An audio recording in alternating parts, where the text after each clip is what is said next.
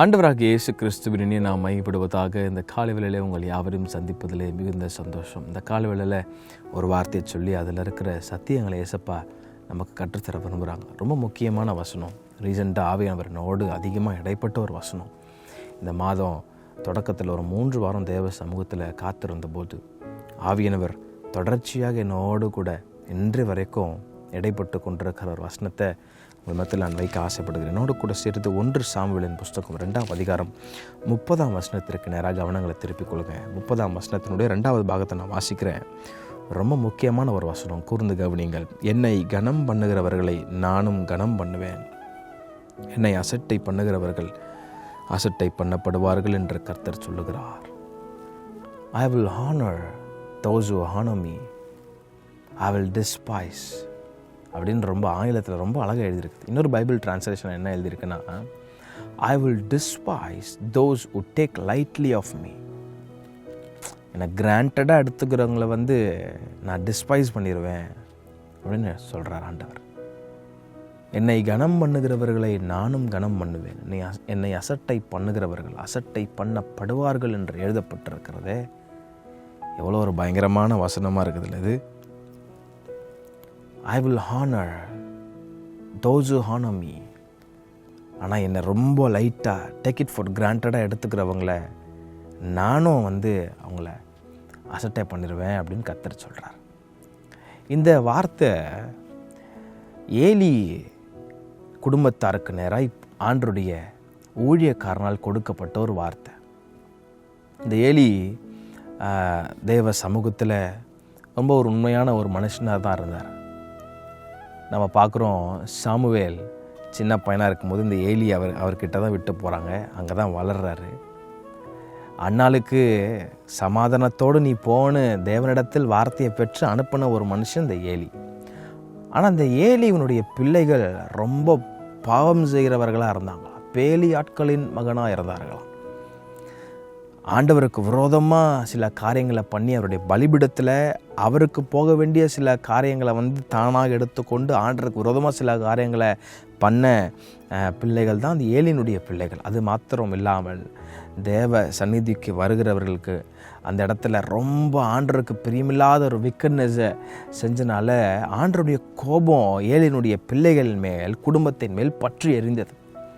அப்போது நியாயமாக இந்த ஏலி தாத்தா என்ன பண்ணியிருக்கணும், தகப்பன் என்ன பண்ணியிருக்கணும், தம்முடைய பிள்ளைகளை கூப்பிட்டு கண்டித்து வார்ன் பண்ணி விட்டுருக்கணும். ஆனால் இந்த ஏலி அந்த மனுஷன் என்ன பண்ணாருன்னா, அது ரொம்ப லைட்டாக சும்மா நம்ம சொல்லுவோம்ல, சில பேர் அட்டகாசம் பண்ணால் இதெல்லாம் செய்யாத, ஆனால் திருப்பி பார்த்தா அந்த பிள்ளைகள் அதுதான் செய்யும். அதுக்கப்புறம் நம்ம கண்டுக்கவே மாட்டோம். அதே போல் தான் அந்த ஏலி என்ன பண்ணாராம், அவங்கள கூப்பிட்டு, என் குமாரரே வேண்டாம், நான் கேள்விப்படுகிற இந்த செய்தி நல்லதல்ல, கர்த்தருடைய ஜனங்கள் மீறி நடக்கிறதுக்கு காரணமாக இருக்கிறீர்களே அப்படின்னு ஒரே ஒரு வார்த்தை ரொம்ப லைட்டாக அவங்கள சொல்லிட்டு விட்டுட்டார். தேவனுடைய கோபம் இந்த குடும்பத்தின் மேலே பற்றி எறிய ஆரம்பித்தார். அப்போது இந்த கோபம் ஆண்டருடைய கோபம், இந்த பாவம் பரலோகத்தை எட்டின பொழுது ஆண்டர் ஒரு மனுஷன் வீட்டுக்கு அனுப்புகிறார். தேவனுடைய மனுஷன் ஒருவன் ஏலியினிடத்தில் கர்த்தர் உரைக்கிறது என்னவென்றால் அப்படின்னு ஒரு வார்த்தை ஏலி குடும்பத்திற்கு நேராக போட்டு சொல்கிறாரு, என்ன நீ கனம் பண்ணுனா நானும் உனக்கு கனம் பண்ணுவேன். நீ என்ன கனம் பண்ணுறதை விட்டுட்டு உன் பிள்ளைகளை ரொம்ப பாதுகாப்பாக உன் பிள்ளைகளை கனம் பண்ணுறதில் ஆண்டவர் பிரியப்படலை. அதனால் உன் குடும்பத்தின் மேலே கர்த்தர் வைத்திருந்த ஆசீர்வாதத்தை கர்த்தர் எடுத்து போடுறாரு. இனி உன் குடும்பத்தாரும் உன் சந்ததியும் யாரும் என்னுடைய சமூகத்தில் நிற்க முடியாது என்ற ஒரு பெரிய ஒரு பனிஷ்மெண்ட்டை ஏசப்பா கொடுத்து இந்த வார்த்தையை சொல்கிறாரு, என்னை கனம் பண்ணுகிறவர்களை நான் கனம் பண்ணுவேன், என்னை நீ அசட்டை பண்ணனா நானும் உன்னை அசட்டை பண்ணுவேன்னு கர்த்தர் சொல்கிறார். நீ கர்த்தரை கனம் பண்ணுறீங்களா? யோசிச்சு பாருங்கள். நீ கர்த்தரை நம்ம கனம் பண்ணுறத என்ன நினச்சிக்கிறோம், சர்ச்சுக்கு போயிட்டு ரொம்ப பயபக்தியாக உட்காந்துட்டு வந்துடுறோம். இன்றைக்கி ஆண்டவர் உண்மையாக நம்ம கனம் பண்ணுறோமா? பர்சனலாக ஆண்டவர் என்னோட பேசின ஒரு காரியத்தை தான் இன்றைக்கி ஆண்டவர் சபையோடு பேசிட்டு இருக்கிறேன். நீ கனம் பண்ணுறோமா? உண்மையாக யோசிச்சு பாருங்கள். சர்ச்சுக்கு போனால் ஆண்டரை கனம் பண்ணுறோமா? அந்த இடத்துல உட்காந்து மொபைல் ஃபோன்ஸ் தானே யூஸ் பண்ணிகிட்டு இருக்கிறோம். ப்ரேயர் டைமுக்கு வந்தால் மொபைலை தானே அதிகமாக பயன்படுத்துகிறோம். தேவனுடைய ஊழியக்காரரை கனம் பண்ணுறீங்களா? தேவனுடைய ஊழியக்காரனை கனம் பண்ணும்போது ஆண்டரை கனம் பண்ணுறீங்க. ஆனால் இன்றைக்கி அதெல்லாம் இல்லையே. ஈஸியாக யாரோ எவனுக்கோ இருந்த மாதிரி அங்கங்கே பிச்சு யாரையாரோ பற்றி ஈஸியாக எழுதி போட்டுறது. அவங்க தேவனுடைய ஊழியக்காரன் என்பதை மறந்து போய் நம்ம போடுறோம். சர்ச்சில் போய் உண்மையை ஆராதிக்கிறோம் ஆண்டவரை, சபையில் போய் ஃபோனை நோண்டுறோம்ல, உங்கள் இருதயத்தில் ஆண்டவர் வந்து உணர்த்தலையா? இது தப்புப்பா, இது நான் இருக்கிற ஒரு ஸ்தலம் அப்படின்னு உணர்த்தலையா? இன்றைக்கி ரொம்ப டேக் இட் ஃபார் கிராண்டடாக தானே நம்ம ஆண்டரை எடுத்துட்டோம். ஆண்டவர் சொன்னார், I will honour those who honour me, those who take lightly of me will be despised அப்படின்னு எழுதியிருக்குது ஒரு பைபிள் டிரான்ஸ்லேஷனில், டாபிக்கல் பைபிள் டிரான்ஸ்லேஷன். ரொம்ப கவனத்தோடு இந்த காரியத்தை ஆண்டவர் என்னோட பேசும்போது நான் இது வரைக்கும் என் வாழ்க்கையில் அப்படி அழுததே இல்லை. தேவ சமூகத்தில் முகம் கொப்புற விழுந்து நான் அர்ப்பணித்தேன். ஆண்டவரே, இனி என் வாழ்க்கையில் நான் உங்களை உண்மையாக கனம் பண்ண கிருபை தாங்கப்பா, இனி உண்மையாக கனம் பண்ண கிருபை தாங்க ஆண்டவரே. ஏன் இந்த காரியத்தின் மூலமாக ஆண்டவர் என்னோட பேச ஆரம்பித்தாருன்னு சொன்னால், ஒரு நாள் அதிக நைட்டு தூங்கும் போது ஆண்டவர்கிட்ட சொல்லிவிட்டு நான் படுத்தேன். ஆண்டவரே, காலையில் எழுப்பிவிடுங்க ஜெபம் பண்ணுறதுக்கு. கரெக்டாக 4:30 நினைக்கிறேன், ஒரு 4:50 இருக்கும். முழிப்பு வந்துடுச்சு ஆட்டோமேட்டிக்காக. ஆவி வந்து சொல்லுது, நீ ஜெபம் பண்ணணும், தேவ சமூகத்தில் உட்காரணும்னு ஆவி சொல்லு. என்னால் அதை நல்லா உணர முடியுது, டிஃப்ரென்ஷியேட் பண்ண முடிஞ்சது. ஆவி சொல்லிச்சு. ஆனால் என் மாம்சம் வேதத்தில் சொல்லியிருக்கிறது போல் பலவீனமாக இருந்தனால நான் மறுபடியும் படுத்து தூங்கினேன். அன்றைக்கி அடுத்த நாள் அந்த காலையில் எழும்பி தேவ சமூகத்தில் உட்காந்தேன். கொஞ்சம் நைட்டு லேட் ஆயிடுச்சுனால தொடர்ச்சியாக ஆண்டவர் இந்த காரியத்தின் மூலமாக பேச ஆரம்பித்தார். நீ ஆண்டவர் கனம் பண்ணவே இல்லையாப்பா, நீ ஜெபம் பண்ண வேலை மனக்கிட்ட அவர் வந்து காலை எழுப்பி விடுறாரு. நீ தேவ சமூகத்தில் உட்காந்து ஜெபம் பண்ணியிருக்கணும்ல. அப்போது நம்ம எந்த விதத்தில் ஆண்டரை கனம் பண்ணுறோன்றத நான் அந்த நேரத்தில் உணர ஆரம்பித்தேன். தேவ சமூகத்தில் உட்காந்து அர்ப்பணித்தேன். என்னை அர்ப்பணிக்கிற ஆண்டவரை, என்னை சரண்டர் பண்ணுறப்பா, இனி என் வாழ்க்கையில் நான் உங்களை உண்மையாக கனம் பண்ண கிருபை தாங்க. இந்த காலை வேளையில் இந்த சத்தத்தை கேட்டு கொண்டிருக்கிற அன்பு உள்ளங்களே, ஆவியானவர் உங்களோடு பேசி கொண்டிருக்கிறார். நீங்கள் எந்த அடிப்படையில் இன்றைக்கி ஆண்டரை கனம் பண்ணுறீங்க யோசிச்சு பாருங்கள். உங்கள் வாழ்க்கையில் கனம் பண்ணுறீங்களா? அவருடைய வார்த்தையில் நிலைச்சிருக்கிறீங்களா? Obey God. எந்த விதத்தில் நம்ம இன்றைக்கி ஆண்டரை ஆனர் பண்ணுறோம்? இன்றைக்கி நம்ம அவருடைய வசனத்திற்கு கீழ்ப்படுறதுனால அவரை ஆனர் பண்ணுறோம். பைபிள் சொல்லுது, உங்கள் சரீரத்தினாலே அவரை கனம் பண்ணுங்கள். ஆனால் இன்றைக்கி அதெல்லாம் நம்ம பண்ணுறது இல்லை. சரீரத்தில் இன்றைக்கி வந்து இஷ்டத்துக்கு நான் ஆண்டரை கேட்காம, ஆண்டருடைய பெர்மிஷன் இல்லாமல் இது நம்ம சரீரம்னு நினச்சிட்டு நம்ம என்னென்ன மார்க்கெல்லாம் போட முடியுமோ சரீரத்தில் போட்டுக்கிறோம். யார் அந்த அதிகாரத்தை கொடுத்தது? இன்றைக்கி ஆண்டவரோட ப்ரேயரில் நேரத்தை செலவிடுறோமா? அதெல்லாம் வந்து எதுக்கு ஒப்பிடாக பேசப்பட்டதுன்னா, நீங்கள் ஆண்டவருக்கு கொடுக்குற கனத்தை தான் குறிப்பிட்டு காட்டுக்கிறேன். நீங்கள் ஆண்டவரை கனம் பண்ணிங்கன்னா அவரும் உங்களை கனம் பண்ணுவார். நீங்கள் ஆண்டவரை அசட்டாக பண்ணிங்கன்னா அவரும் உங்களை அசட்டாக பண்ண யோசிக்க மாட்டார். நீங்கள் கர்த்தரோடு இருந்தால் அவர் உங்களோடு இருப்பார். நீங்கள் அவரை விட்டுவிட மனதாக இருந்தால் பைபிள் சொல்லுது, அவரும் உங்களை விட்டுவிடக்கூடும் சொல்லுது. ஆமாம், நிறைய பேர் நினைப்பாங்க இயேசு கிறிஸ்து ரொம்ப அன்பானவர் தானே, நம்ம வாழ்ந்துட்டு இருக்கிறது ஒரு நியூ டெஸ்ட்மென்ட் புதிய ஏற்பாட்டு காலத்தில் தானே இருக்கிறோம். எல்லாம் கரெக்டு தாங்க. அவர் அன்பானவர், அவர் ரொம்ப பாசமானவர். ஆமாம், அவர் வந்து ரொம்ப நீடிய சாந்தமுள்ளவர். புதிய ஏற்பாட்டு காலத்தில் தான் இருக்கிறோம்.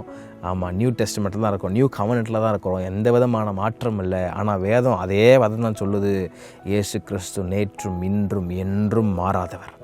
ஆமாம், God never changes from his ways. அவர் என்றைக்கும் மாற மாட்டார். பைபிள் சத்தியம், எழுதப்பட்டது தான். நம்ம தான் இன்றைக்கி நமக்கு ஏற்ற மாதிரிலாம் காம்ப்ரமைஸ் பண்ணி மாற்றிட்டு எப்படின்னு இருக்கிறோம். Bible is always same, God is always same, he never changes.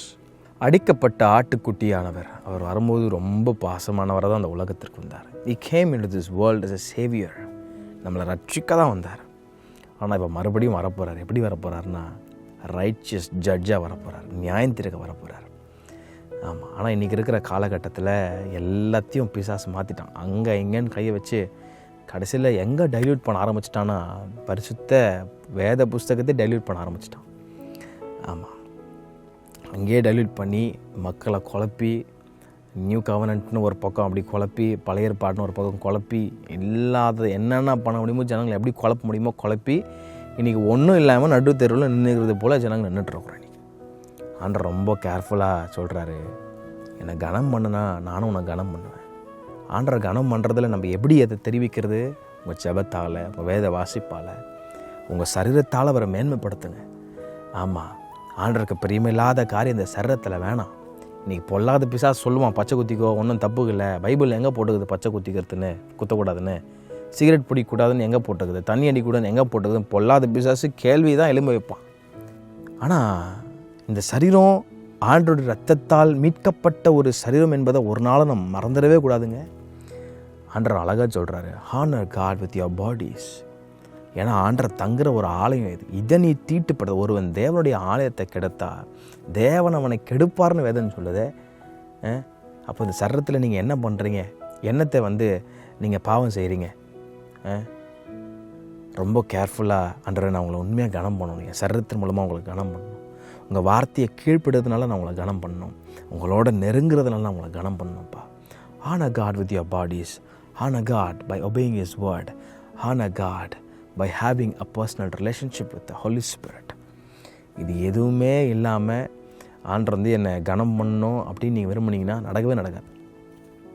ஆமாம், பெற்றோர்கள் ரொம்ப கவனமாக உங்கள் பிள்ளைகளை வளருங்க. ஆமாம், குழந்தை தானே அப்படின்னு நீங்கள் விட்டிங்கன்னா இப்போ வளையாது, 50 வளையவே வளையாது. உலகத்தில் இருக்கிற பழமொழி ரொம்ப உண்மையானது தான். ஆமாம், சின்ன பசங்க தானே ஒன்றா பண்ணுறாங்க, ஒன்றும் பண்ண மாட்டாங்க அப்படின்னு இப்பயே விட்டிங்கன்னா, கையில் மொபைல் ஃபோன்ஸை கொடுத்துட்டு, ஐபேடை கொடுத்துட்டு, டேபை கொடுத்துட்டு, நீங்கள் தனியாக பையன் அழுகுறான் பிரதர், பையன் அமைதியாக இருக்கிறதுக்கு இதை கொடுத்தா தான் அமைதியாக இருக்கிறாங்க அப்படின்னு விட்டிங்கன்னா, அது ரொம்ப ரொம்ப டேஞ்சரஸான ஒரு ட்ராக்கில் போய் முடிவதற்கு அநேக வாய்ப்புகள் உண்டு. இன்றைக்கி நிறைய பெற்றோர்கள் புலம்பிகிட்டு இருக்கிறாங்க. எனக்கு தெரிஞ்ச ஒரு ஃபேமிலி ரொம்ப புலம்புனாங்க. என் பையன் மென்டலி அஃபெக்டட் மாதிரி ஆகிட்டான், கூப்பிட்டா கூட திரும்பி பார்க்கவே மாட்டான், அவனுக்கு அந்த ஒரு ரெஸ்பான்ஸே இருக்க மாட்டேங்குது. அப்போ அவங்க ஒரு 3-4 மாதம் பிரேக் எடுத்து அந்த பிள்ளைக்கு எந்த ஒரு டெக்னாலஜிஸும் கையில் கொடுக்காம, ஒரு சின்ன பையன், எனக்கு தெரிஞ்சு ஒரு 2 வயசு தான் இருக்கும்னு நினைக்கிறேன், அவனுக்கு எல்லாத்தையும் ஸ்டாப் பண்ண அப்புறம் இப்போ ரெஸ்பாண்ட் பண்ண ஆரம்பிக்கிறான். அப்போ எந்த அளவுக்கு அந்த சிறு பிஞ்சுகளுடைய மைண்டை அந்த பொல்லாத உலகம் கரப்ட் பண்ணிகிட்டு இருக்குது பாருங்கள். தேவ சமூகத்தில் எதுவுமே அந்த சோஷியல் மீடியா பக்கமே போகாமல் இருக்கும்போது ரொம்ப நல்லா இருந்தது. ஆண்டவரோடு அதிகமாக இணைவதற்கு ஆவியானவர் உதவி செஞ்சார். So my best advice would be for all the youngsters and for all the people those who are watching this program, நீங்கள் முடிஞ்ச அளவு கூடுமான வரைக்கும் இந்த ஃபேஸ்புக், இன்ஸ்டாகிராம், யூடியூப் எல்லாத்தையும் கொஞ்சம் கட் ஷார்ட் பண்ணிவிட்டு, அதுக்கு செலவிடுகிற நேரங்கள்லாம் கொஞ்சம் கட் ஷார்ட் பண்ணிவிட்டு எசப்போட நிறைய டைம் ஸ்பெண்ட் பண்ணுங்கள். ஒரு வார்த்தையை வாசிங்க, ஸ்பிரிச்சுவல் புக்ஸை வாசிங்க, நல்ல மெசேஜஸ் கேளுங்க. அப்படி உங்கள் வாழ்க்கை இருந்துன்னு சொன்னால் ரொம்பவே ஆசீர்வாதமாக இருக்கும். வேணால் ட்ரை பண்ணி பாருங்களேன். ஆமாம், those who honor me, I will honor them. But those who despise me or take lightly of me, I will despise them ன்னு கர்த்தர் சொல்கிறார். ஆண்டவரை கனம் பண்ணுங்கள், ஆசீர்வாதத்தை பெற்றுக்கொள்ளுங்கள். கர்த்தர் தாமே உங்களை ஆசீர்வதிப்பாராக. ஆமென்.